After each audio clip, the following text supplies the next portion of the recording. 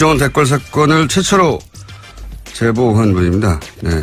김상우 전 국정원 직원 네. 스튜디오에 직접 나오셨습니다. 안녕하십니까. 안녕하십니까. 김상욱입니다.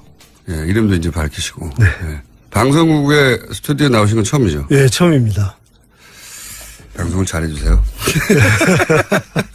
우선 국정원을 언제 어떤 업무를 하다가 어떤 직급에서 퇴직을 하셨습니까? 저는 이제 수사로 시작을 해서 맨 마지막에 나올 때는 산업 스파이 잡는 일을 하다가 부의사관으로 3급으로 3급 부의사관. 2009년 6월에 퇴직했습니다. 2009년 6월. 이게 이제 부의사관 국정원의 어떤 직제를 잘 모르니까요. 대기업이라면 이게 어느 정도 되는 직급인 거죠? 부장. 이사요? 이사. 아, 높은 분이셨구나. 네. 높지는 않습니다. 이사. 이사죠. 네, 네. 그렇군요.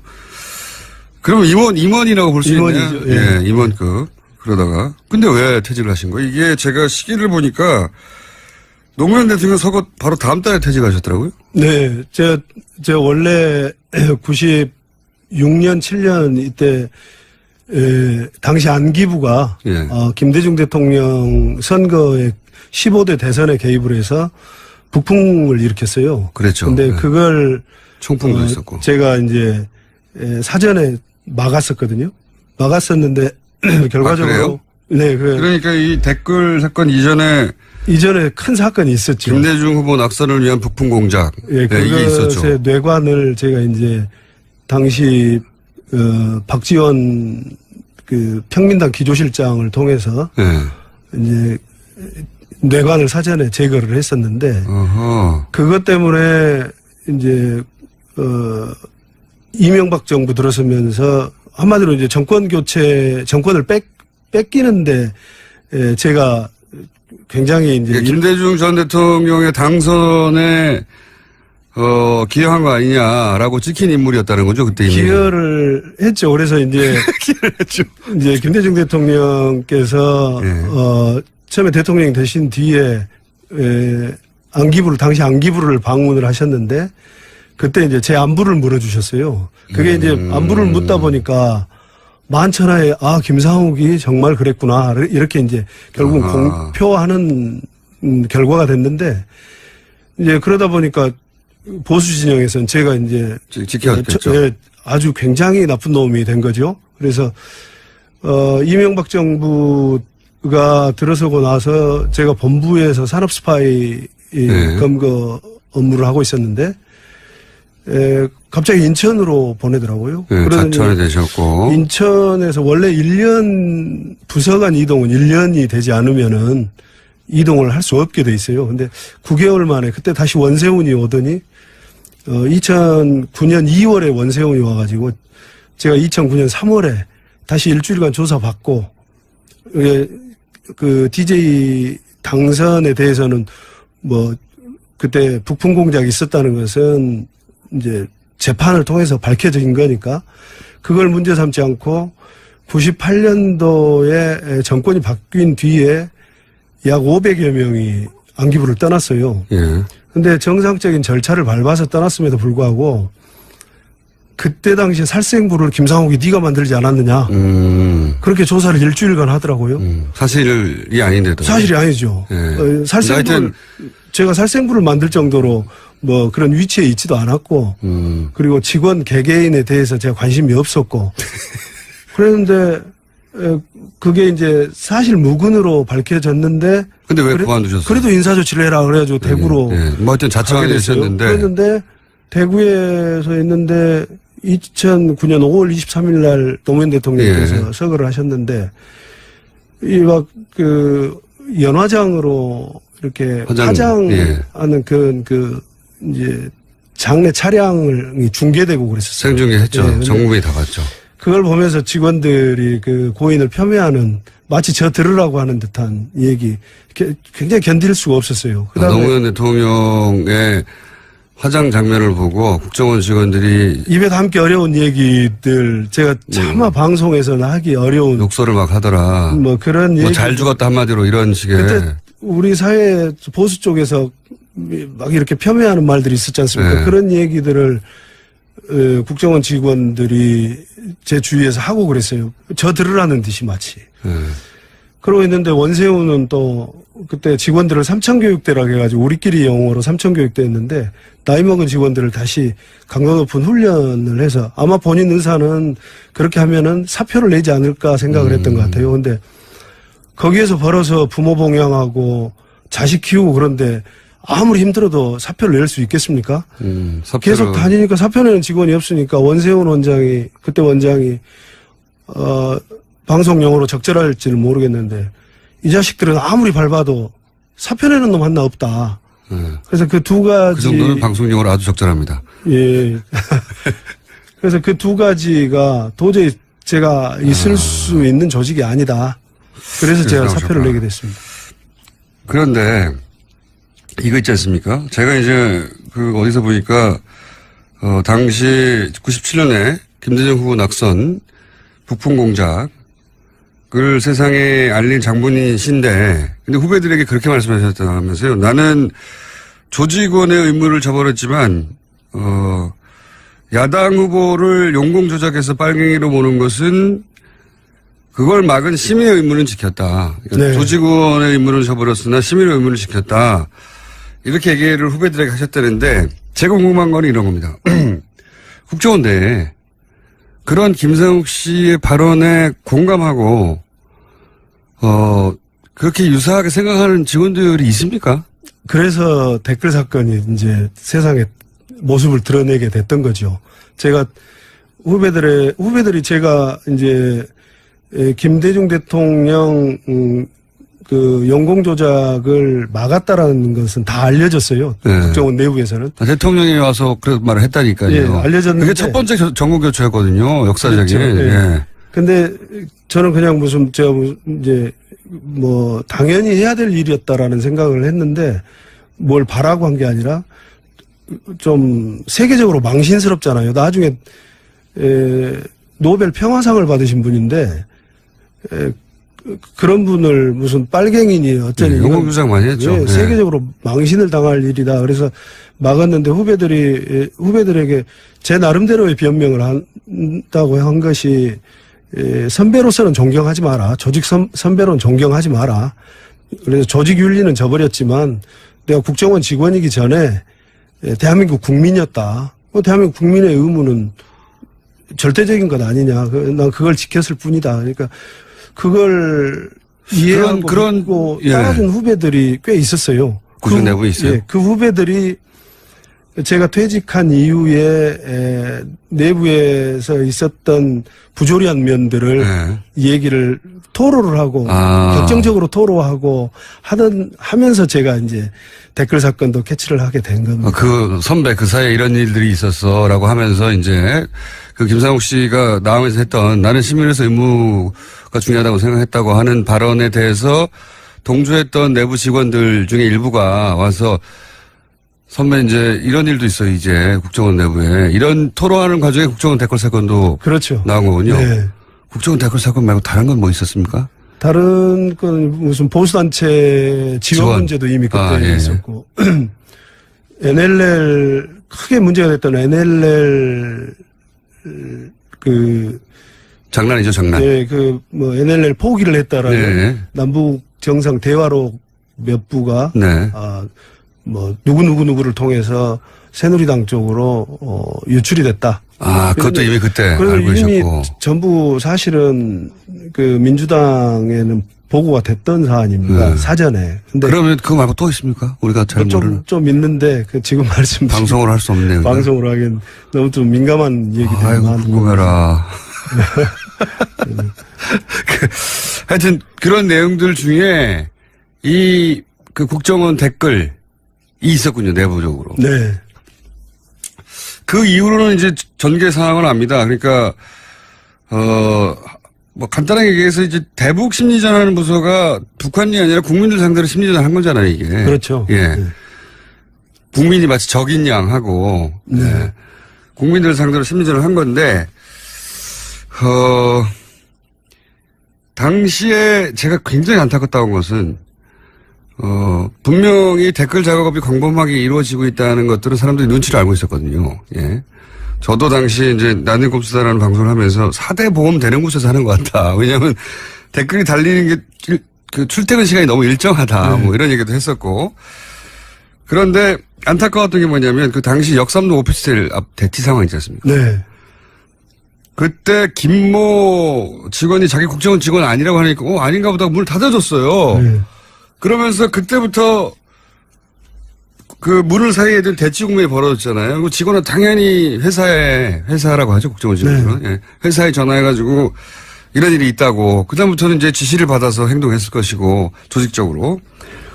정말 안타까웠던 것은 아니 저걸 왜 그냥 내버려뒀나. 들어가는 걸. 저 문을 당장 부셔서라도 그 노트북이랑 그 휴대폰을 빨리 접수해야 되는데 저걸 왜 못하고 있지? 정말 안타까웠거든요. 제가 보면서. 네. 그때 그 현장을 보셨을 거 아닙니까? 그런 생각 안 하셨어요?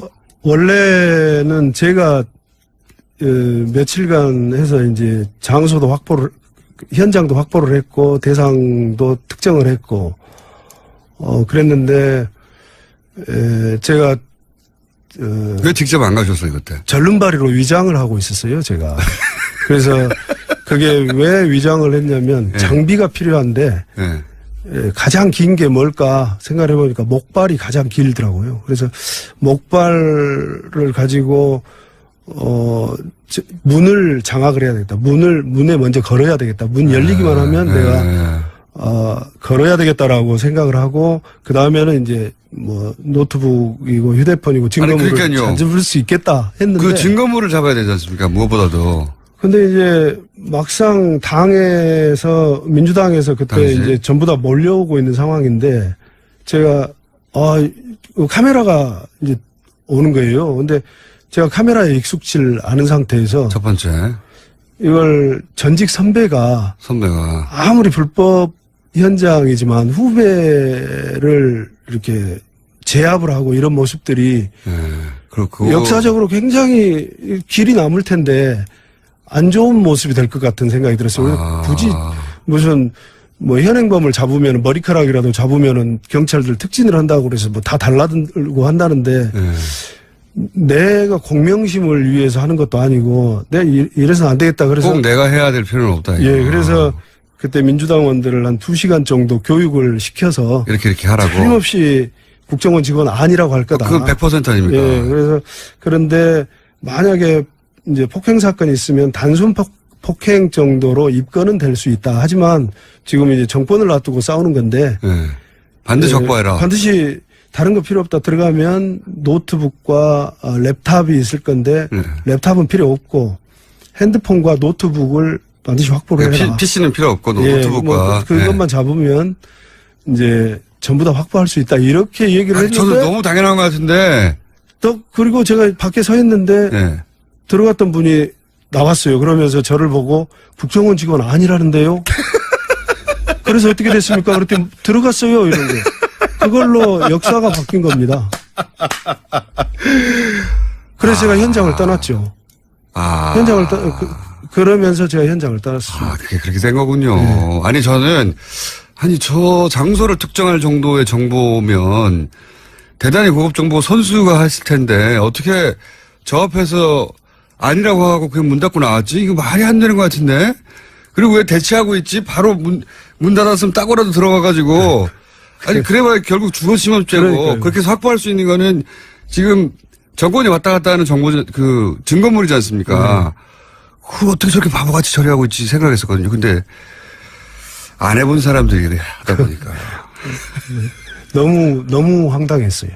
그리고 그냥 왔다는 게. 예, 너무 황당했고, 그것도 이제 처음부터 했으면은 그렇지만, 전부 교육을 제가 시켜서 했는데, 아마. 이렇게 해라, 지시하셨을 거 아니에요. 제가 교육을 잘못 시키지 않았나 싶은 자괴감이 듭니다. 왜냐하면 국정원 직원은 본인이 국정원 직원을 인정 안 하잖아요, 원래. 다른 상황에서도. 네, 평소에도 안 하죠. 평소에도 안 하고, 무슨 국정원에 전화를 해도 국정원 아니라고 그러거든요. 그리고 그 사람이 직접 받지 않으면 그런 사람 없다고 하거든요, 아예. 뻔히 자기 옆자리에 있는 사람인데도. 근데 이제 교육을 시키면서 보니까 약간 국정원 현직 직원에 대한 두려움이 첫 번째로 느껴졌고. 예, 이미 이제 이명박 시절을 겪으면서 그런 두려움이 더 쌓였겠죠. 예, 두 번째는, 너는 국정원 출신이니까 그렇게 말할 수 있지라는 생각을 하고 있는 것 같았어요. 그래서 교육을 시키는데 2시간이 걸렸었어요. 그렇게 받고 가서도 아니라니까 바로 와버렸군요. 예. 그러니까. 진짜 아닌가? 이렇게 생각하면서. 아니요. 다행이다. 다행이다. 아마 그리고 이게 역정보 아니었을까라는 생각도 제가 이제 국정원 출신이다 보니까 혹시 역정보 아니었을까라는 생각도 있었지 100% 않겠냐. 신뢰를 못하는 부분도 있고 두려움도 있고. 그러지 않았으면 정말 천재이루의 기회였잖아요. 결정적 찬스였는데요. 그런데 그 한마디에 돌아설 수 있었을까? 지금 생각해도 안타깝네요. 네. 지금 생각해도. 그리고 나서 대선에서 박근혜 전 대통령이 선출되는 걸 보면서, 내 인생은 이제 무지하게 꼬이겠구나, 이런 생각 안 하셨어요? 그 당일날, 다음날? 그랬죠. 그날 밤에 이미 이제 당락이 결정되는 것을 보면서. 큰일 났다. 큰일 났다. 이거 사고를 쳐도 크게 쳤는데, 이걸 앞으로 5년 동안 어떻게 살아야 되나? 5년 뒤는 또 기약이 있나? 그런 생각을 했죠. 제가 대선 이틀 후에 비행기를 탔기 때문에, 네. 주진우 기자와 함께 아주 긴 터널의 시작이었거든요. 예. 그리고 최고 권력이 직접적으로 타깃으로 하는 상태에서 5년간을 생으로 버텨야 하는 게 어떤 기분인지 겪어보지 않은 사람 잘 모릅니다. 네. 그 기분을 잘 알기 때문에 여쭤보는 건데, 그 순간 후회는 안 하셨어요? 내가 왜 그랬을까? 사건을 했던 것에 대해서는 후회는 안 했어요. 하지만 그 뒤에 정말 고생하셨죠. 예, 근데 이제 좀 전에 우리 물어봐 주셨던 그런, 어떤 비난을 감수하고라도 내가 했어야 되는데, 내가 직접 했어야 되는데 라는 생각, 그런 후회를. 그건 했죠. 정말 후회가 되셨겠죠. 네, 그게 지금도 후회스러운 장면입니다. 그 5년간 겪어본 사람, 저도 겪어봤기 때문에 드리는 말씀입니다만은. 그 5년간의 압박.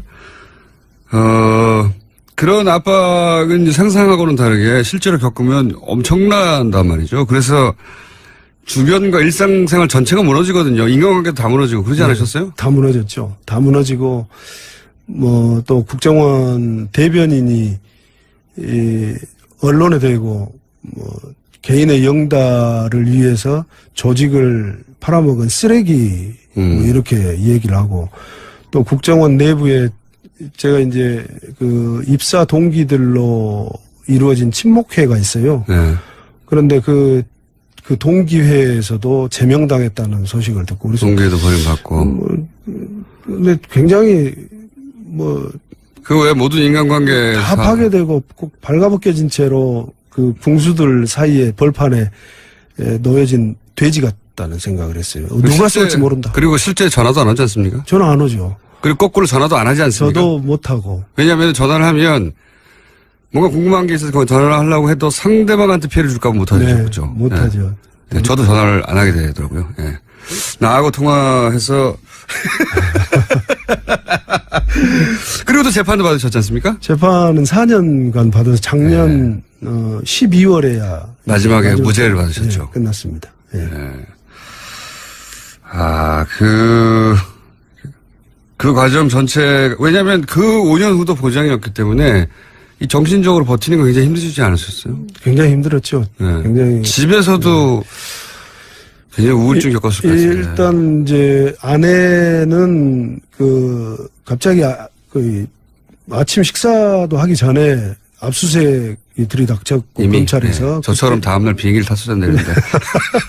그래 둘이서 이제 집사람 어쩔 줄 몰라 했고, 그 뒤로 이제 무슨 상당히 대인기피증도 생기고 좀 엉망이 됐습니다. 예, 다 망가지죠. 예. 이 시간을 저희가 왜, 일부 한 번만 잡았는지 모르겠네요. 앞으로 좀 더 나오셔야 될 것 같습니다. 오늘 첫 번째 시간으로 하고. 왜냐면 할 얘기가 너무 많은데, 다른 거 다 건너뛰고, 이 얘기를 좀 여쭤보고 싶습니다. 왜냐하면 지금 대략 6분밖에 안 남았기 때문에 오늘 주제하고는 다른데 나오신 김에 꼭 여쭤보고 싶은 게 있어요. 답하시기 좀 곤란한 부분도 있을 텐데 단답형으로 간단하게 여쭤볼게요. 네. 최근에 이제 국정원 마취 사건이 사망한 임 과장 네. 부친이 언론에 등장해서 얼굴이 상처투성이었다. 왜냐하면 당시만 하더라도 아무런 외상이 없어서 자살로 결론이 나고 끝났는데 이제 그런 부친의 갑작스러운 증언이 있으면 다시 부각됐어요. 근데 이제 전체적으로는 이미 국정원을 떠난 이후에 벌어진 일이기 때문에 정확한 정보가 없으시겠지만 국정원의 경험을 비춰서 간단하게 견해를 듣고 싶은 부분이 뭐냐면 일단 유서 있지 않습니까? 네. 저는 유서를 보자마자 이게 정말 죽음을 작정하고 쓴 거냐. 왜냐면 거기 보면 딸에게 남긴 하트도 막 그려져 있고 유서인데 내가 이제 세상을 떠나는데 마지막으로 딸에게 남긴 유서 하트가 막 그려져 있고 그다음에 뭐 감사합니다. 뭐 이런 내용도 있고요. 마지막에 이 유서는 유서가 아닌 것 같은데 그런 생각 안 하셨어요? 굉장히 이상했죠. 이상하지 않습니까? 예, 예전에 무슨 조선시대에 사약을 받는 상태에서 하는 것처럼 무슨 원장님, 차장님, 국장님 죄송합니다.로 시작되는 유서였는데 내용 자체가 굉장히 말이 안 되지 않습니까? 말이 안 됐죠. 네. 아니 뭐 국정원에 대한 충성도가 너무 높아서 그렇다고 치더라도 가족과 마지막 헤어진 데 딸에게 뭐 이쁘게 뭐 자라야 돼 하면서 하트 막 그려서 이건 아니지 않습니까? 저는 이제 그렇게 안 해봐서 잘 모르겠는데요. 네. 그와 유사한 그런 유서가 그 전에 있었어요. 국정원 직원 유서가. 네. 2014년 3월에 서울시 공무원 유성 간첩 사건 때문에 증거 조작 혐의를 받고 있던 권 과장. 예, 권 과장. 자살 기도를 했는데 똑같은 방식으로 자살 기도를 똑같은 했죠. 방식이었고 편지 내용도 원장님 대공 수사를 훌륭하게 하지 못해 죄송합니다. 네. 당시 원장이 남재준이거든요. 네. 그래서 그 유서와 이제 그때는 구체적인 유서 내용이 완전히 공개되지는 않고 9장 분량을 남겼다라고 했었어요. 근데 결국 그게 자살을 하려고 한 건가? 라는 의혹을 불러일으켰었는데. 실제 당시에 이게 자살 시도가 아니라 자살극 아니었냐. 그렇죠. 이런 얘기 많았어요. 왜냐면은, 유호성 씨 당시 이제 국정원이 서울시 직원을 간첩으로 조작한 사건이잖아요. 근데 그 중에 이 권 과장은 중국의 출입국 기록을 조작했던 그런 직원이었는데 그게 문제가 되자 본인이 자살을 시도하다가 발견된 걸로 해서 빠져나갔죠. 국면에서. 그렇죠. 그래가지고 단기 기억 상실증으로 그 부분만 기억이 나지 않는다. 그렇게 얘기하고 빠져나갔죠. 빠져나갔는데 시한부 기소 중지를 했었던 상황이에요. 그래서 사건이 흐지부지 돼버렸어요. 사람이 자살하다가 이렇게 됐는데 그러면서 기억 안 난다는데 가스 마시고 코웃음을 쳤지만 뭐 어떻게 합니까? 그렇죠. 그렇게 흐지부지 됐는데 그 사건의 복제판 비슷하다. 저는 자살한 임 과장에게는 참 고인에게는 죄송한 얘기지만 앞으로 그런 일이 다시 발생해서는 안 되겠다는 면에서 명백하게 규명돼야 된다. 이건 권 과장 사건을 벤치마킹한 거 아닌가라는 생각을 처음부터 했었거든요. 그러다가 중간에 무슨 사고 난 겁니까? 벤치마킹 하다가 그러니까 지금 한간에서 떠돌고 있는 타살은 조금 너무 음모론적이고 그리고 국정원 직원들 댓글 사건에서 보셨잖아요. 그렇게 치밀하지 못해요. 누가 책임지고 죽이고 그럴 수 없는 것이고 그래서 아마 권 과장 사건을 벤치마킹해서 자살극을 벌리고 그 다음에 이렇게 된 국회나 검찰의 조사에서는 단기기억 상실증으로 가려고 했던 것이 사고로 이어진 것이 아닌가. 그렇기 때문에 임 과장 고인이 된 임 과장의 부인은 그 부친과는 달리 그 종이도 그거고 자기 남편의 필체가 맞고 이런 얘기를 하거든요. 실제로 기도는 했다. 근데 그 기도가 무슨 일이 중간에 있었는지 모르겠지만 그쳐야 되는데 제 생각에 아마 창문을 조금 열고 닫고 하는 과정이 잘못되지 않았을까. 한 번도 안 해본 일이잖아요, 서로. 그래서 얼굴의 상처는요, 그럼? 얼굴의 상처는 이제 이렇게 부모의 심정으로 아마 그걸 보니까 그랬을 것이다. 자, 오늘은 말이죠. 일부로 하죠, 일부. 다음 주에 한 번 더 오셔야 될 것 같습니다. 요 정도로 하고 한 번 더 오시죠. 휴가 가야 되는데요. 갔다 와서 다시 한번 오시죠. 예. 다시 한번 오시기로 하겠습니다. 예. 김상우 씨였습니다. 감사합니다. 네, 감사합니다.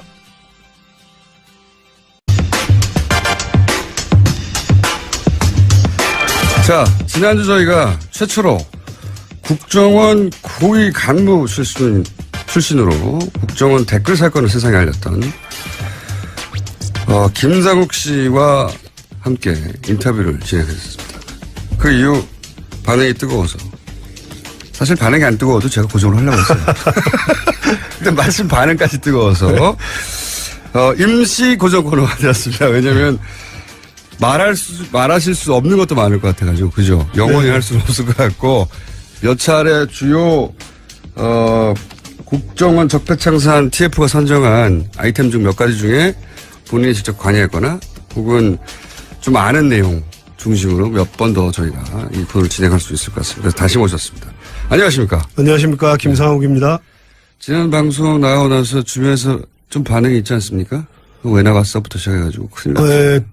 대단히 뜨겁기도 했고 또 관심도 많고 근데 걱정하는 분들도 많았어요. 너 다시 또 국정원에서 고발당하는 거 아니냐? 네. 그런 우려들도 많았고 근데 뭐 알릴 거 알렸다. 네. 또 부족한 거 있으면 더 알려야 되겠다. 이렇게 얘기를 했습니다. 뉴스 공장에 나오시면 예. 다른 인터뷰하고는 다르게 반응이 좀 큽니다. 네. 그거 실감하셨죠? 네, 실감했습니다. 그러니 오늘은 더더욱 터뜨려주세요. 그리고 저희가 코너 제목을 몇 회를 할지 모르겠지만 앞으로 3회를 할지 10회를 할지 모르겠지만 코너 제목을 저희가 응모합니다. 현재는 상암동 본드. 상암동에 나타난 제임스 본드라는 거죠. 가칭 상암동 본드로 저희가 만들었는데 이 코너 제목은 방송을 들으시면서 응모를 하시면 그중에 하나 노회찬 원내대표가 결국 노르가즘으로 안착을 했거든요. 한 2달 동안 진행하면서. 자, 일단 상암동 본드로 시작하겠습니다. 지난 시간에 하다가 저희가 시간이 부족해서 급하게 마무리한 부분을 약간 다시 되짚어보자면 마티즈 자살 사건이 있었지 않습니까? 네. 그 사건이 타살이라고 한다는 것은 아니라고 생각하신다 하셨는데, 네. 하지만 단순 자살도 아니다, 이건. 그러니까, 서울시 공무원 간첩 조작 사건이죠. 서울시 공무원 류호승 씨를 간첩으로 조작한 사건. 그 사건 때 권 과장이라고, 네. 중국에서 북한으로의 출입국 기록을 만들어내서, 근데 나중에 들켰죠. 네. 들켜서 그때 이제 번개탄을 피우고 그다음 중간에 발견되고 다시 살아나고 이런 사건이 있었습니다. 네. 그 사건을 거의 그대로 복제를 했는데 중간에 무슨 예기치 못한 사고가 있었던 게 아닌가 이렇게 예상한다고 하셨잖아요. 네네. 네. 거기까지는 말씀하셨는데 그거 말고 또 일반은 잘 모르지만 그때 전문가가 보기에 야 이거 이상하다라고 생각하셨던 점 없었나요? 우선 그걸 제가 이제 벤치마킹 했을 거다라고 주장하는 권 과장 사건에서 예. 권 과장이 일산화탄소 중독으로 인해서 단기 기억 상실증에 걸렸다. 네. 그래서 그 부분만 기억나지 않는다라고 했거든요. 그래서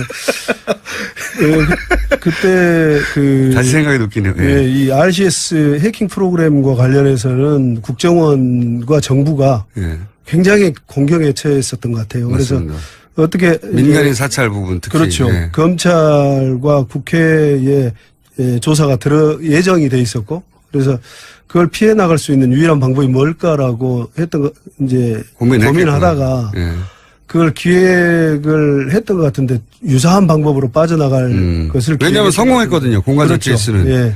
들어가서 병원에 들어가서 외부 출입이 안 되는 곳에서 한 달 지났더니 가라앉아 버렸어요. 네. 그런데 이제 거기를 보면 이제 유서도 우선 굉장히 부자연스러웠을 뿐만 아니라 국정원 직원들이 예전에는 스마트폰이 없었어요. 근데 스마트폰을 갖도록 하면서 전부 해킹 프로그램이 깔렸습니다. 일종의 스파이웨어인데. 아, 국정원 직원들이 쓰는 스마트폰은 반드시 해킹을 할 수 있게. 그래서 스파이웨어가 깔려 있어요? 예, 네. 그래서 MDM이라는 일종의 스파이웨어가 깔려 있는데 그러면은 직원들이 무슨 일을 어디에 있는지 거의 내용도 확인할 수 있을 정도라고 그래요. 그러면 위치 파악도 되고. 그렇죠. 위치 파악은 뭐 기본이죠. 기본이죠. 그래서 본인이 어디에 있는지 당시 그 임 과장이 어디에 있는지 충분히 알 수 있는 상황이었고 그런데 사고 이후에 처리 과정을 보면 부인이 무슨 119에 신고를 했다가 취소를 했다가 그렇죠. 예. 경찰에 신고했다가 그렇죠. 경찰에 했다가 또 취소를 하고 무슨 감사관실 얘기를 하고 근데 감사관실보다는 감사관실은 업무를 체크하는 데고 복무기강이나 사고에 대해서는 감찰실이 나서게 돼 있거든요. 그래서 아마 이제 감찰실이 이미 다 확인을 하고 있었을 것이다. 위치를 확인을 하고 있었을 것이고, 근데 그게 정확한 위치를 잡고 있는 건 아닙니다. 그러니까 대략의 위치. 예, 대략 반경 어느 정도의 위치를 잡고 있어서 그걸 찾는 과정, 그 다음에 사전에 약속된 그런 부분이 본인이 생존에 있어야만 할 수 있는 부분인데 아마 사고로 이어지면서 그런 그 초동 조치가 이루어지지 않아서 결국은 고인이 아주 그 목숨을 잃는 그런 사고가 된 것 같다. 그러니까 기본적으로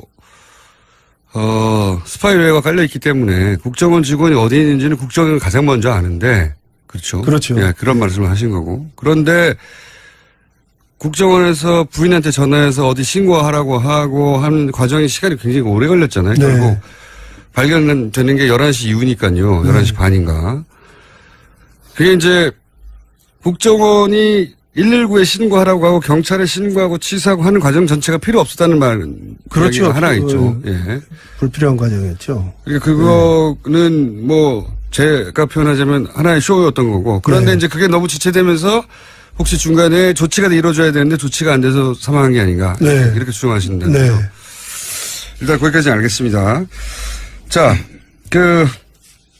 지난 시간 댓글 사건 관련해서 마무리를 해보자면 원세훈 전 국정원장이 심리전단, 이게 이제 심리전단이 벌어진 일이잖아요. 심리전단이 무슨 일을 하는지 몰랐다고 주장했거든요. 국정원장이 심리전단이 무슨 일을 하는지 모를 수가 있나요? 모를 수 없죠. 전혀 심리전단이 무슨 일을 하는지 또 다른 부서가 어떤 부서가 무슨 일을 하는지 직원 개개인이 구체적으로 무슨 일을 하는지는 모르겠지만 당시 심리전단 같은 경우는 특수 목적을 가지고 활동을 했단 말이에요. 대통령 선거에 개입한 거죠. 그렇죠. 불법을 저지르고 있었는데 다 드러난 그 원장님 지시 및 강조 말씀에 드러났듯이 본인이 지시를 하고 했는데 몰랐다는 건 말이 안 되죠. 그리고 이런 일을 할 때는 사람도 우리 예산도 많이 쓰지 않습니까? 그렇죠. 외부의 협조자도 활용을 하게 돼 있고 예산도 많이 사용을 하고 뭐 예산 결제 당연히 해야 되는 거고 활동에 대한 결과물을 보고하게 돼 있습니다. 그런데 약 70여 명, 78명이 움직이면서 하고 있는 업무를 보고하지 않았다면 그건 직무유기죠. 그래서 전부 보고 받고 했을 것이기 때문에 원세훈 원장이 몰랐다는 것은 전혀 말이 되지 않는다. 국정원의 특성상 말이 안 되는 것이다. 그러면은 이건 어떻습니까? 원세훈 국정원장이 안다면 그럼 이명박 대통령도 아는 겁니까? 이명박 최초 시작하면서 이명박 대통령한테 보고를 했을 것이기 때문에 그리고 청와대에서도 당시에 하고 있다고 들었었거든요. 그래서 청와대에서 하고 있다는 걸 청와대에서도 그 국정원 심리전단이 움직인 다음에 청와대도 이 댓글 작업을 함께 했다. 그래서 국정원만 한 게 아니라 청와대 내 조직도 나름의 댓글 작업을 또 했다. 그렇게 알고 있고 그다음에 우리 공장장님이 또 확인하셨잖아요. 그 네네. 시발단인가. 시발단, 예. 그거 보면은 총체적으로 하고 있는데. 그렇죠. 외부 조직에서도 하고 있어요. 예, 시발단이라는 것은. 그걸 정보기관에서 한 것을 더군다나 이제 외부에서 하는 것들은 대통령이 보고를 안 받을 수도 있겠어요. 근데 국정원 직원이 하고 공조직에서 했던 것을 대통령이 몰랐다는 것은 말이 되지 않고 대통령에게 충분히 보고도 하고 생색도 내고 그랬을 거로 보입니다. 국정원장은 원래 독대해가지고 여러 가지 보고를 하지 않습니까? 그렇죠. 예.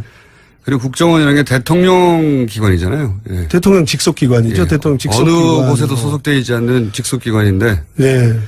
국정원장이 알았으면 당연히 대통령한테 활동 내역을 보고하는 것이 예. 대통령 이 사건을 맨 처음에 제가 2011년 5월쯤부터 시작을 했는데 당시에 저에게 얘기를 했던 그 직원이 그런 얘기를 합니다. 이 댓글을 막지 못하면 대통령 선거는 진다. 무조건 진다. 그래서 댓글이 그렇게 파괴력이 있을까라는 생각을 했어요. 근데 뒤에 아주 큰 그림을 그리고 있는 것 같은 질 수밖에 없다. 이건 꼭 막으셔야 된다. 그런 얘기를 해요. 근데 그런다면 그 큰 그림 속에 큰 그림의 정점에 이명박이 없다면은 대선을 이명박이 주도하지 않는 차기 대선이 있을 수 없죠. 2011년 5월 달에 처음 들었을 때부터 단순히 게시판에 댓글 다는 게 아니라 큰 그림의 일부다, 이게. 예. 2011년 5월에 2012년 5월. 12년 5월. 예. 대선이 있던 해. 예. 5월에 이게 이제 단순히 게시판에 몇 개 달리고 뭐 트윗에 몇 개 쓰는 게 문제가 아니라 굉장히 큰 그림의 일부고. 네. 예. 이거를 막지 못하면 그 큰 그림이 진행되는 걸 막지 못할 것이다. 예. 그리고 이제 지금 그 적폐청산 TF에서 그 조사 목록으로 넣어놓은 좌익 교수 사건. 네, 좌익 교수 사건. 국정원 직원이었던. 그렇죠. 네. 국정원 직원이었고. 특정된 사람이죠, 이번에. 예, 어떤 사람들은 그 유모 씨라는 사람인데 어떤 사람들은 그걸 직원의 개인의 일탈이다. 네. 또 그래서 사법부에서도 선거 전과 선거 이후에도 지속적으로 야당 정치인을 비방하고 있는 것으로 봐서 네. 뭐 정치에 관여하지 않았다. 그렇게 평소에 그런 사람이다. 사실은 그 수사국 직원이에요. 대공수사국 직원이고 네. 그때 제가 문제 제기를 했을 때 2012년 12월에 대선 당시에 문제 제기는 심리정보국에 대해서만 됐지만 대공수사국에서도 하고 있었습니다. 네. 대공수사국에서도 하고 있었고 조직적으로 하고 있었고 댓글 다는 걸요. 예, 지금 대공수사국도 대공수사국이 댓글 달고 있었어요. 그렇죠. 이 자리를 빌어서 이제 제가 국정원 적폐청산 TF의 좌익 교수와 관련해서 당시 수사국장이었던 권모 국장이 있어요. 예. 그분이 그 인터넷에 대한 이해도가 수사관 중에서 꽤 높았던 분입니다. 이미 2000년부터 인터넷에 대한 그 기법을 수사 기법을 활용하던 분이에요. 그래서 그분이 이제 수사국장을 하면서 그때 이 심리정보국과 훨씬 더 자극적인 그런 댓글들이 주문이 됐고 좌익 교수 유모 직원은 그것의 일환으로 됐던 겁니다. 그래서 그 상급자가 지금은 법원에서도 그 본인의 주장으로도 그냥 평상시에 쓰는 것이지 조직이 나한테 지시한 게 아니다. 네. 그래서 정치 개입이 아니고 네. 본인의 성향이 그런 것이다. 개인 일탈이다. 네. 이렇게 몰고 왔는데 그게 아니라 상급자가 실제로 인터넷에 대한 이해도가 굉장히 높은 사람이고 그렇죠. 그래서 더욱 심한 이야기들이 지시됐는데 그중에 일부가 나왔을 뿐이다. 그렇죠. 그래서 이 댓글 사건은 지금 흔히 말하는 민국장, 심리정보국장, 본인은 심리전 단장이라고 자꾸 승진 안 하려고 주장하는 민국장, 조직이 확대되지 않았다라고 주장을 해왔거든요. 그 심리정보국과 대공수사국에 대한 철저한 조사가 이루어져야 된다. 대공수사국 국장, 대공수사국의 그 조직은 지금 빠져 있죠. 빠져서 마치 팔짱 끼고 보고 있는 것 같은데 대공수사국에 대한 조사도 적폐청산 TF에서 철저하게 이루어져야 된다. 이거 처음 듣는 얘기네요. 그러니까 심리 전단만 관여한 걸로 알고 있는데 그렇게 주장해갖고 네. 재판에도 그렇게 진행되고 있는데 사실은 자해 교수가 소속돼 있던 대공수사국도 네. 국 차원에서 관여돼 있다. 관여되어 있습니다. 그래서 원세훈이 몰랐다, 이명박이 몰랐다는 것은 말이 되지 않습니다. 전단과 국이 다 관여했는데. 그렇죠. 네. 지금은 대공수사국은 그 소속 직원 한 사람만 개인 일탈을 한 것으로 지금 그렇죠. 정리가 네. 됐었어요. 네. 그렇군요. 한 가지 이거 관련해 가지고 제가 궁금한 것이 이런 겁니다. 이런 얘기하면 다 이전 정권에서도 댓글 달았다. 이전 정권에서도 뭐 했다. 항상 그런 얘기가 또 반론으로 나와요. 네. 근데 이전 정권이라고 하면 아마도 김대중 노무현 정권 시절을 얘기하는 것 같은데 김대중 노무현 정권 시절은 계셨고 처음 입사한 게 노태우 정부. 네, 오래되셨군요. 네. 노태우, 김영삼, 김대중, 노무현, 이명박 이렇게 겪으신 거 아닙니까? 예. 길게 겪으셨네요. 그러면은 그 안기부가 국정원이 되는 과정도 지켜보셨을 것이고. 그렇죠. 그렇죠. 예. 그리고 이제 10년 동안 그 진보적 정권에서 다시 보수 정권으로 넘어가는 과정도 지켜보셨고. 네. 이 소위 이제 바로 직전 예를 들어서 노무현 정권 때 댓글 작업이 있었어요? DJ 노무현 정부 때 댓글 작업은 없었습니다. 그런 대북 심리전이라는 것은 네. 지금 이제 방송으로 밝히기에는 정말 원세훈 원장이나 이번 댓글 사건을 저질렀던 사람들이 명분으로 핑계거리로 내세우고 있는 고유한 의미의 심리전. 네. 그런 부분은 다른 형태로는 있었는데 말씀드리기에 부적절하고. 네, 그건 이런 댓글을 없고. 통해서 무슨 국민들에게 정부 정책을 이렇게 홍보를 한달지 또는 대남 심리전, 원세훈이 말한 대남 심리전을 한달지. 대남 심리전. 예, 이런 건. 원래 대북 심리전 하라고 그렇죠. 만든 조직인데. 심리전은 앞에 생략돼 있는, 괄호에 생략돼 있는 게 대북이에요. 당연히 그렇게. 대남 심리전이라는 게 이건 북한에서 하는 거지. 남한에서 왜 대남 심리전을 합니까? 그렇죠. 예. 그래서 좀 말이 안 되는 거죠. 참여정부 이전까지 없었던 일을 이명박 정부에서 개척해서 시작한 겁니다. 대남. 네. 북한을 상대로 해야 돼. 그리고 북한을 상대로 하라고 훈련된 요원들이 이제 자국민을 상대로 심리전을 벌인 거 아닙니까? 그렇죠. 예, 그 기술을 가지고. 네. 그런 걸 한 거고요. 이건 어떻습니까? 노태우 정부, 김영삼 정부, 김대중 정부, 노무현 정부, 다시 이명박 정부 쭉 겪으면서 정부, 그러니까 국정원, 안기부에 계셨으니까, 이게 차이를 보셨을 거 아닙니까? 네. 정부가 안기부, 혹은 국정원을 다루는 방식의 차이도 있었을 것이고. 네. 관두기, 그러니까 이명박 시절에 관뒀고 그 직전에 노무현이니까 일단 그 두 개만 비교해 보자면, 그리고 뭐 그 이전 정권도 비교해 보자면, 어떻습니까? 어떤 차이가 있습니까? 느끼시기에. 예, 우선 이제, 노태우 YS 때까지는 군인 같았어요, 저희들이. 약간 군인과 같은 상명하복이 굉장히 엄격한 네. 조직이었고, 그 다음에 DJ가 들어서면서, 국정원이 됐죠. 예, 이제 국정원으로 변화되면서, 산업 스파이 같은 국익 보호 활동을 좀 하는 게 좋겠다. 이런 말씀을 하셔서 업무가 전환이 됐었고. 정치 사찰하지 말고. 예, 그렇죠. 산업 스파이 잡아라. 예. 예. 그다음에 이제 노무현 대통령께서는 오셔서 이제 직원들과 대화도 해주시고 하면서 독대 보고도 대면 보고 원장 대면 보고도 안 하셨죠. 네. 그래서 안 받으시면서 직원들이 굉장히 민주화됐다라는 생각을 하고 살았었어요. 그랬는데 이명박 정부 들어서면서 굉장히 큰 변화를 겪습니다. 그래서 그게 특히 원세훈 원장이 오고 나서 직원들 간에 서로 굉장히 불신이 팽배해요. 불신이요? 하급 직원이 상급 직원을 다른 단위에 고발을 하고 이제 고변을 하는 거죠.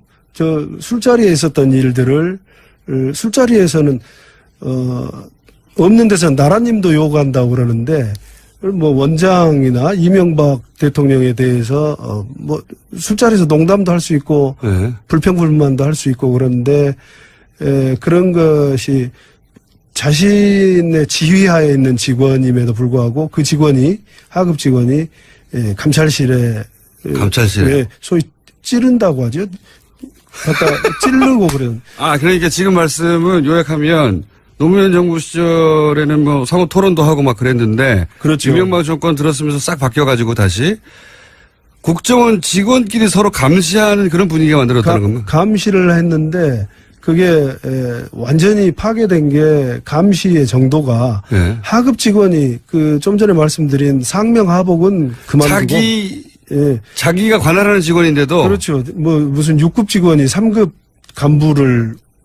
간부의 사적인 자리에서 있었던 얘기를 찔러가지고 찔른다 할지 또 동료의 5호 담당자 아닙니까? 5호 담당자. 5호 담당자. 북한의 5호 담당자 아니에요? 상호 감시? 그래서 아마 대남 심리전을 하지 않았을까 싶어요. 재밌네요. 굉장한 변화를 겪습니다. 대단한 변화를 겪는데 그때 국정원 직원들이 서로를 불신하게 만들고 기본적으로 서로에 대해서 찌르고 그것도 심지어는 동료들끼리뿐만 아니라 자기 직속 상관에 대해서 술자리 산말을 갖다가 감찰실에 찔러가지고 이명박 대통령에 대해서 욕했다거나. 그래서 조사를 받고 인사조치 내기도 하고.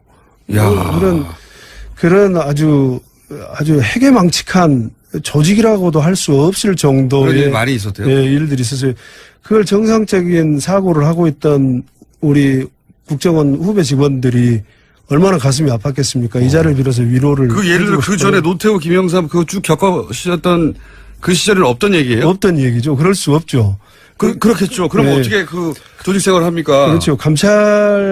저 같은 경우는 이제 감찰과 인사 파트를 근무를 했었는데 감찰이 특히 잘 아시겠네. 내사를 하려고 하면 직원들이 서로 감춰주거든요. 그렇겠죠. 당연히. 근데 이걸 일부러 와가지고 고변을 하고 했다는 게 이건 있을 수 없는 조직이라고도 할 수 없는 상태의 국정원을 만들어 놓은 겁니다. 그렇게 했던 이유는 아마도 이전 정권에 충성하는 사람이 누군지 감시해서 색출하라 이런 지시가 있었나 보죠? 그런 직접적인 지시보다는 분위기를 만들었다. 아마추어 원장이 와가지고 개인의 품성도 영향을 미쳤을 거라고 생각을 해요. 원세훈 원장 개인의 품성도 영향을 미쳤고 그다음에 이명박의 청와대에 파견됐다가 원세훈을 따라서 들어온 직원들이 있었어요. 어떤 사람은 인사의 핵심 요직을 맡았고 어떤 사람은 특보라는 직책을 가지고 들어왔고 5급 직원인데 갑자기 원장 특보로 왔어요. 그러다 보니까 이제 그 5급이 1급 임명에 관여를 하고 그런 사건이 생기고 그 직원은 결국 나중에 박근혜 정부 때 해임됐던가 파면됐던가 했습니다. 할 얘기가 너무 많네요. 오늘 여기까지 하겠습니다. 네. 다음 주에 다시 뵙겠습니다. 네. 김상욱 씨였습니다. 네, 감사합니다.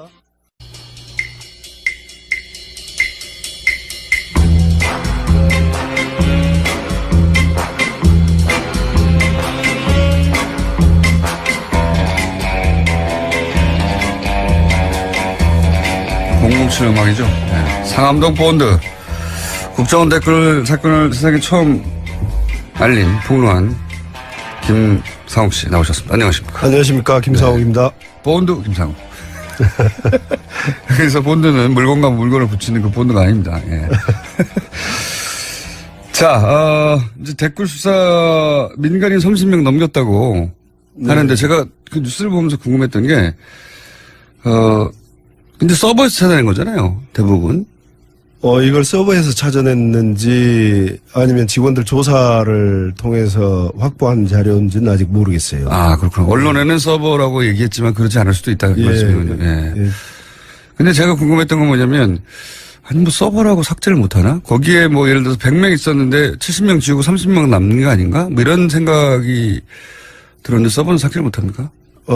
메인 서버는 삭제가 안 됩니다. 그리고 이제 서버에서 이 30명을 확보를 했다면, 꼭 서버에 남아있지 않은 사람들도 있을 수 있거든요. 그렇죠. 활동을 하면서 예를 들면 그 외부 인사들을 자기가 포괄적으로 해서 인사를 집행을 했달지 그렇게 관리를 했달지 하면은 이제 드러나지 않는 사람도 있을 수 있습니다.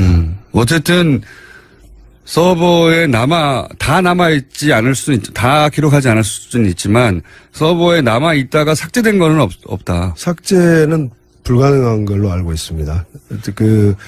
워낙 여러 부서가 예. 이렇게 근무를 하고 있기 때문에 메인 서버는 또 이게 최고 정보기관 아닙니까? 예. 국정원이. 그래서 메인 서버는 절대 삭제가 안 되는 걸로 예전에 98년도에도 북풍 공작을 조사를 했었거든요. 북풍 사건 조사해서 그때도 이제 여러 명을 사법 처리한 적이 있는데 그때도 결국은 메인 서버에서 찾아낸 것들이 있거든요. 그러면 아주 민감하거나 나중에 자신한테 피해가 올 수도 있는 상황을 메인 서버에 기록하지 않을 수도 있겠네요, 오히려. 그렇기 때문에. 그게 이제 불가능한 것이 수기로 작성을 해서 보고를 할 수가 없거든요. 전부 이제 이게 메인 서버에 남는 것은 개인들의 컴퓨터에서 한 번이라도 작업을 해서 예. 결제를 올렸거나 출력을 했거나 저장을 했거나 하면은 전부 남게 돼 있습니다. 그래서. 그렇군요. 네. 부두로 하지 않은 이상은. 네, 그렇죠. 네. 그렇군요. 그러면 이건 어떻습니까? 제가 몇 번 방송에서 언급했는데, 왜냐면 제가 본 게 있기 때문에, 개신교에 관련 개인인지 교회인지 혹은 교단 차원인지는 모르겠지만, 어떤 개신교 관련자들이 틀림없이 댓글 공작 초기에 같이 했던 게 거의 틀림없다. 그 아이디나 이런 걸 봐서는. 네. 그런 이야기를 제가 몇 번 했는데, 그런 게 이 서버에는 남아있지 않을까요? 교단 전체에 대고 이렇게 저렇게 하겠다라는 내용이 한 줄쯤 있을 걸로 봐요. 그러니까 어떤 디테일은 아니더라도. 그렇죠. 전체 어떤 보수 기독교계를 대상으로 한 게 아니고 아마 특정 있는 그런 돼 있을 걸로 봅니다. 그 정도 수준은 있을 것이다. 예. 알겠습니다. 자, 이건 이제 물론 추정입니다. 예. 해당 부분이 아직 보도가 된 건 아니기 때문에. 근데 계속 댓글 관련 이야기가 나와서 제가 궁금했던 거 두 가지 여쭤봤고요. 지난주에 저희가 얘기하다가, 다 못 끝낸 게 뭐냐면, 논두렁 시계 사건입니다. 예. 논두렁 시계 사건. 논두렁 시계 사건은 이제 많은 분들이 기억하시겠지만, 명품 시계를 뇌물로 받았다가, 사실상 뇌물로 받았다가, 그거를 수사가 시작되니까 논두렁에 버렸다. 그래서 2009년입니다. 이게 이제 보수 언론뿐만 아니라 진보 매체, 국내에 있는 모든 매체에 사실 대서특필 됐죠. 네. 예. 그리고 그게 아니라고 하는 이야기가 노무현 전 대통령 측으로부터 있었지만 아무도 믿지 않았고 제대로 보도되지 않았어요. 네, 그렇죠. 그런데 이게 사실은 국정원이 장난을 친 거다라고 당시 수사라인이었던 이인규 전 대검 중수부장이 이건 검찰이 설린 게 아니다. 그동안은 검찰이 장난친 거다. 국정원이 장난친 거다. 그랬는데 이인규 전 정수부장이 검찰이 한 게 아니고 이건 국정원이 한 거다. 뜬금없이 얘기를 불쑥했어요. 네. 일단 결론부터 얘기해 보자면 이건 국정원 작품입니까?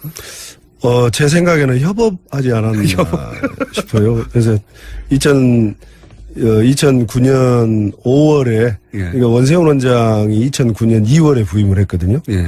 부임해서 최초로 아주 임팩트 있게 사회를 강타했던 게 이 논두렁 시계 사건인데 이게 이인규 중수부장 얘기대로 국정원이 개입을 했다면은 국정원 무슨 언론 담당만이 할 수 있는 일은 아니거든요. 언론 담당은 가서 언론사들에 배포하는 정도 이런 게 있다라고 하는 거지 내용을 무슨 다 할 수 있는 건 아니지 않습니까? 그래서 검찰 당시 법조 담당 그러니까 직접적으로는 검찰 담당이 수집을 했을 것이고 국정원의 검찰 담당 검찰 담당이 수집을 했을 것이고 이런 것들이 이제 전부 다 보고서화 돼서 단편으로 올라가면 그걸 종합하는 부서에서 이제 종합을 합니다. 종합하고 나서 종합하는 부서가 또 따로 있어요? 그렇죠. 이제 그러면 소위 말하는 지금 개념으로 하면은 최근 개념으로 하면 융합이죠. 융합. 예. 이걸 이제 이 보고를 했을 때 이걸 터뜨렸을 때 어떤 효과가 있는지에 대한 영향력 평가도 하게 돼 있고 그래서 그걸 원래 미리 합니까? 미리 하죠. 그래서 또 전직 대통령의 직전 대통령이었지 않습니까? 네. 그래서 이 내용은 국정원이 개입했다면 단지 언론 담당 부서만이 아니라 그쵸. 검찰도 하고 그다음에 보고서 작성 부서도 했을 것이고 그 내용은 청와대에 반드시 이명박 대통령에게 보고를 했을 거다. 그렇게 생각을 하고 있습니다. 그러니까 전직 대통령 바로 직전 대통령이죠 그때가. 그렇죠. 예, 얼마 지나지도 않았을 때였어요. 그렇죠. 예, 근데 전직 대통령을 상대로 이런 언론 플레이를 시작하려고 하면 부서에서 뭐 한두 사람이 결정할 수 있는 게 아니고. 그렇죠. 예. 네. 각 부서가 이로 인해서 일어날 수 있는 여러 가지, 상황들에 대해서 분석도 미리 하고. 그렇죠. 그러면 시나리오 1, 시나리오 2, 시나리오 3 이런 식으로.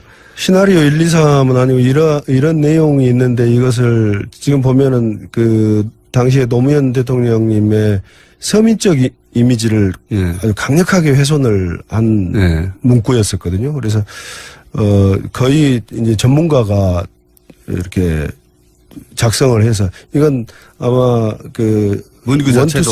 원투 쓰리가 있었던 게 아니고 이렇게 하는 게 좋겠습니다. 이렇게 또는 이렇게 하겠습니다라고 원장한테 보고하고 원장도 청와대에 이건 사후 보고가 아니고 사전 보고하고 아마 사전 보고를 해야 할 수준의 일이었다. 예, 흘렸을 것이기 때문에 검찰도 아마 뭐 지금 뭐 그 당시에 수사 라인이 보면 이인규, 홍만표, 우병우 네.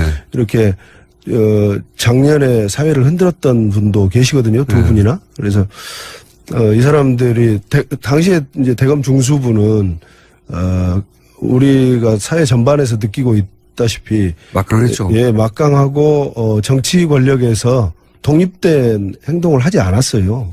그렇기 때문에 틀림없이 또 유기적으로 국정원과 검찰이 유기적으로 했을 거다. 그런데 주도를 국정원이 했다는 얘기인가 보죠. 이 검찰 얘기는. 주도를 국정원이 했다라고 2015년 2월에 이인규 중수부장이 이제 예. 국정원 주도했다. 사실은 그러면 자기들은 안 했다 이렇게 하는데 재료는 제공을 해야 밥을 하든지 김치를 담그든지 할 거 아니겠습니까? 그래서 재료는 검찰에서 줬을 거다. 재료를 네. 받아서 국정원이 스토리를 만들어냈다. 네. 그러니까 국정원이 내부 검토를 거쳐서 이렇게 하는 게 가장 노무현 전 대통령한테 대중적으로 타격을 줄 수 있는 네. 소위 말해서 가짜 뉴스다라고 자기들끼리 만들어내서 근데 이제 상대가 전직 대통령이니까 네. 그리고 퇴임한 지 얼마 되지도 않은 전직 대통령이니까 네. 이 정도 사안이면 이렇게 했을 경우에 입을 수 있는 피해 혹은 영향 네. 이런 분석을 막 한다는 거죠. 영향 1, 2, 3, 4 뭐 이렇게. 이제 가능한 효과 이렇게 터뜨렸을 때 어떤 분석. 효과를 얻을 수 있다라는 것은 보고를 했겠죠. 뭐 역풍 분석 이런 것도 역풍이 불 거라는 것은 보고를 안 합니다. 원래 보고를 안 합니까? 그러니까 잘못될 거라는 내용으로 보고를 하면 하지 말라고 하기 때문에 그런 보고를 안 하고 최종 검토본에서는 아마 이제 충분한 효과를 거둘 수 있고 노무현 대통령의 서민적 이미지를 훼손할 수 있다. 이렇게 자신했던 것 같아요. 그래서 그런 보고서가 만들어지면 이건 전직 대통령 사안이라 국정원장한테 보고되겠죠, 당연히. 그렇죠. 국정원장도 모르게 전직 대통령을 칠 수는 없는 거 아닙니까? 칠 수 없죠. 예, 네. 전직 대통령인데. 네. 바로 직전에 국정원의 직속 상관이었던 사람을 국정원이 이제는 치는 거 아닙니까? 그렇죠. 네. 야. 그러니까 자의적으로는 어떤 원장을 제외하고 차장 이하에서는 개인이 결정할 수 있는 일은 아닙니다. 범위를 넘어가 있는 거죠. 그렇죠. 예. 국정원 개인이 책임질 수 없는 범죄일이겠죠. 그렇죠. 그래서 국정원장이 보고되면 당연히 국정원장은 대통령의 직속기관의 수장으로서 전직 대통령, 바로 전임 대통령을 치는 일이니까 대통령한테 보고하는 게 자연스럽다, 이제. 그렇죠. 보고하지 않고 국정원장이 더군다나 당시에 원세훈 원장이 부임한 지 얼마 안 됐어요. 한 3개월 정도면 업무 파악하고 있을 때인데, 그때 본인 모르게 나간다는 것은 말이 안 되고, 모든 것을 이명박 대통령에게 보고했을 겁니다. 보고했을 것이고 그래서 오케이가 나야 이런 정도 일들은 실행에 옮겨진다. 그렇죠. 예. 그런데 그건 밝혀질 수 있을까요, 이번에?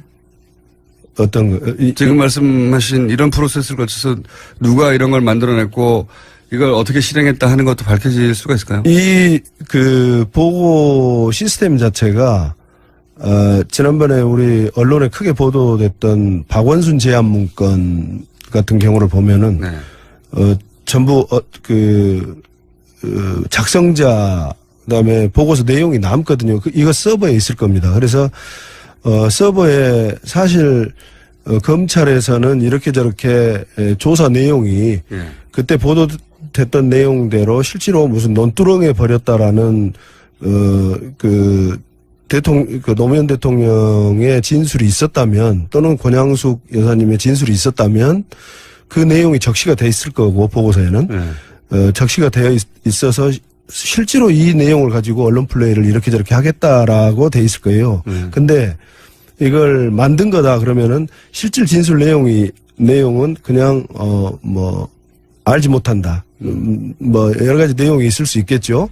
그 진술 내용을 가지고 사실 우리 언론에는 이렇게 저렇게 보도되도록 하겠다라는 내용의 보고서가 이명박 대통령에게 보고가 됐을 겁니다. 실제로 이런 진술이 없거든요. 없죠. 예, 논두렁의 시계를 버렸다는 진술 자체가 없어요. 예, 없어요. 없는데 있는 것처럼 완전히 창작해낸 거 아닙니까? 그렇죠. 예. 그래서 이건 그렇게 하겠다. 진술 내용은 없거나 또는 다름에도 불구하고 관련 내용을 살짝 이렇게 비틀어서 창작한 거죠. 논두렁이라는 게 얼마나 창작한 거죠. 자극적입니까? 그래 이 논두렁이라는 멘트까지 해서 보고를 했을 겁니다. 그건 메인 서버에 남아 있을 겁니다.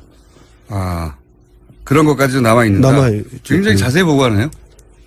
보고가 이렇게 수기로 써서 한 것이 아니기 때문에요. 그리고 전직 노무현 대통령 같은 경우는 서로 이제 어떤 전직 대통령의 신분뿐만이 아니라 우리 사회의 진보와 보수의 어떤 대결에 있어서 보수가 다시 10년 만에 정권을 빼앗았다라는 그런 개념을 가지고 진보 쪽을 공격하는 한 가지 소재로 활용을 했기 때문에 첫 소재거든요. 그래서 이제 더군다나 2008년에 있었던 광우병 촛불 시위에 대응하는 개념으로서 저질러진 일이기 때문에 적의 수장의 목을 따라 이거 아닙니까? 한마디로. 그렇죠. 예. 예. 지금 정권 이명박 정부가 출범을 했는데 세국이 광우병 촛불 집회 이런 거 보니까 이거 장난 아니다. 예. 그런데 저쪽 수장이 노무현 전 대통령이니까 노무현 전 대통령 그때 그런 얘기 많이 했어.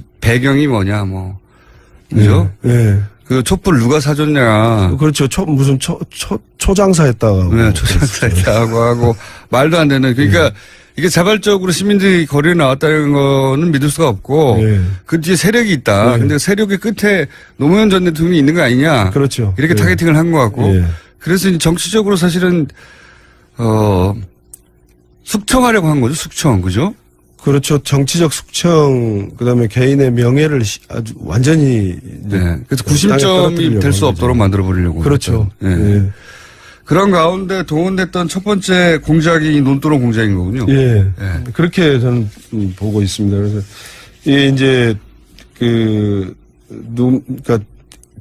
이명박 정부 초대 국정원장이 김성호 원장이었거든요. 근데 김성호 원장 때 발생했던 광우병 촛불 집회를 이제 국가 위기 사태라고 보고 그 위기 관리 능력이 전혀 없다라고 이명박 대통령이 판단했던 것 같아요. 그래서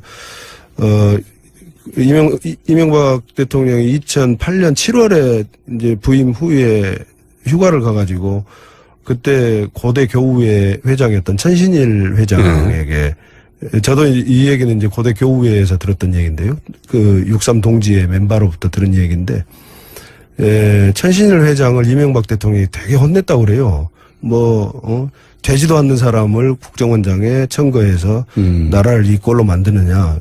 그러니까 천신일 회장이 고대 후배였던 김성호 원장을 청거했던 것 같아요. 그래서 이명박 대통령 입장에서는 정말 되지도 않은 김성호 원장을 경질하고 정말 훌륭한 원세훈 원장을 당시 행안부 장관을 네. 국정원장으로 앉혀서 본인 했던 것들이 충성파죠 완전. 예, 했던 것들이 이제 여론 조작 그다음에 이런 그 논두렁 사건으로 댓글 사건 뭐 그 드러난 것을 보면은 본인들이 옛날 중앙정보부 시절에 중정부장으로 착각하고 지시를 하고 있지 않습니까? 무슨 정치인들도 전부 자기들 입맛에 맞는 사람을 입후보를 해라. 언론도 죽여라. 뭐. 그래서 서로 그런 교감을 가지고 갔었던 그 인선의 배경이 있다고 봐요. 그래서, 원세훈 원장이 했던 모든 행위는, 이명박 대통령에게 전부 보고를 하지 않고는 할 수 없었을 거다. 이 정보를 모르는 사람이었기 때문에 조그마한 일도 공명심에서 보고를 하고 했을 겁니다. 또 재미도 있었을 거고요. 그래서 결국은 이명박 대통령이 뭐 저는 전부 다 그 해명을 하고 국민 앞에 사과할 건 사과하고 또 법 앞에 처벌받아야 될 것이 있으면 처벌받아야 된다고 생각을 합니다. 이제 그런 사회적 분위기가 있긴 한데 정두환 의원이 그런 얘기를 한 적이 있습니다. 지난주에 인터뷰에서. 원세훈 당시 국정원장이 당연히 보고를 했을 텐데, 자기도 그렇게 생각하는데, 하지만 이명박 대통령의 책임을 묻는 건 쉽지 않을 것이다. 이명박 대통령 스타일상, 구체적으로 집중적으로 지시하기보다는 살짝 발을 빼면서 지시하는 스타일이라, 구체적으로 입증하는 건 쉽지 않을 것이다. 라는 얘기도. 저는 보고서로 메인 서버에 드러난 보고서로 입증할 수 있을 거로 봐요. 그게 뭐라고 했던 간에? 예, 왜 그러냐면, 그 보고는, 대통령한테 가는 보고는 배포선이, 지난번에, 박근혜 전 대통령도 제가 보고받는 보고서, 국정원 보고는 따로 있었습니다라고 얘기를 했지 않습니까? 그래서, 일반 보고서는, 예를 들면 정무수석한테 가는 보고서, 민정수석한테 가는 보고서, 배포선에 기재가 되어 있어요. 근데 그게 없는 보고서는 대통령한테 가는 보고서입니다. 그래서 메인 서버를 해보면 이제 사정을 아는 사람이 보면 알 수 있겠군요. 그렇죠. 이건 대통령한테 직보된 거다 이렇게. 그렇죠. 예. 근데 거기에 이런 내용이 일부 담겨 있으면 그러면 이명박 대통령의 책임을 면할 수 없죠. 최근 이제 시간이 다 되고 오늘 마지막이라고 하셔가지고 제가 아마 오늘 마지막이라고 하셨지만 저희가 또 요청을 드릴 겁니다. 네. 그런데 최근에 그 국정원 TF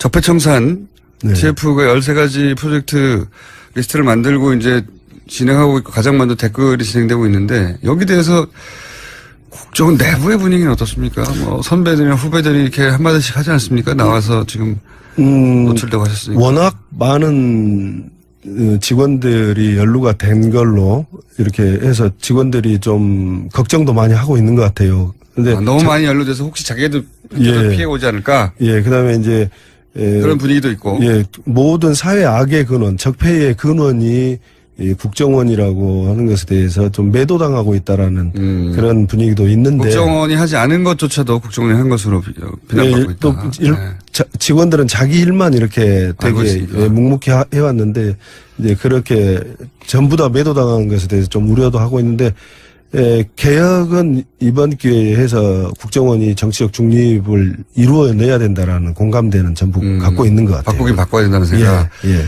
저는 지난 2012년 대선 즈음에 방송을 하다가도 그런 얘기를 한 기억이 나는데, 아니, 그 엘리트들이 선발돼가지고 국가의 정보, 국가의 안위를 다루는 기관인데 대통령 직속 기관으로 스스로 부끄럽지 않을까. 그러니까 제가 쪽팔린다는 표현. 네. 그렇죠. 국정원 직원 스스로 쪽팔리지 않을까. 그런 생각 많이 들었었거든요. 그렇지 않습니까? 그렇죠. 자부심, 자존감이 훼손됐다라는 데서 이 댓글 사건이 세상에 알려지게 된 계기 첫 번째거든요. 예. 20초 남았는데 마지막 인사 한번 하시겠습니까? 제가 국정원 댓글 사건이 세상에 드러나게 한 장본인으로서 국민 여러분들이 제가 그렇게 했던 것은 국정원을 사랑하는 마음에서 했기 때문에 국민 여러분들도 국정원이 정치적 중립을 이뤄내고 정말 국민을 위한 국가를 위한 정보기관으로서